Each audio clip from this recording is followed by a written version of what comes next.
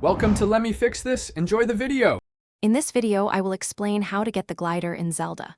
To begin your journey, you must first complete the entire tutorial area, known as the Great Sky Island.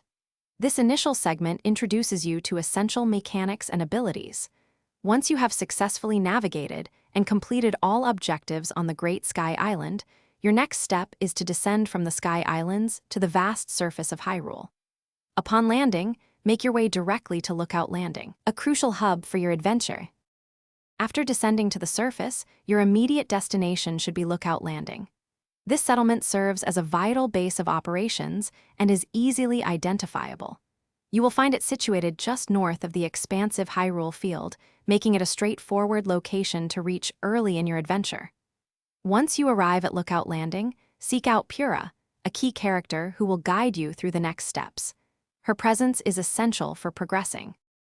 Upon speaking with Pura at Lookout Landing, she will entrust you with a critical main quest. This quest is specifically titled Crisis at Hyrule Castle.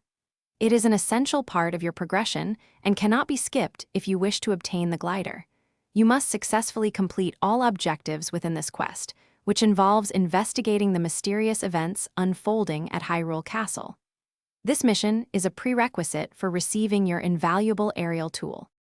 Once you have successfully completed the Crisis at Hyrule Castle main quest, return to Pura at Lookout Landing.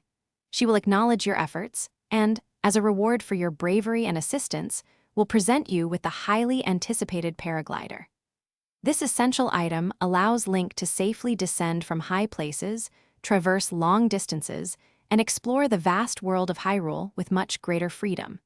It is the only way to acquire this crucial tool. Thanks for watching. If you found this helpful, don't forget to like and subscribe.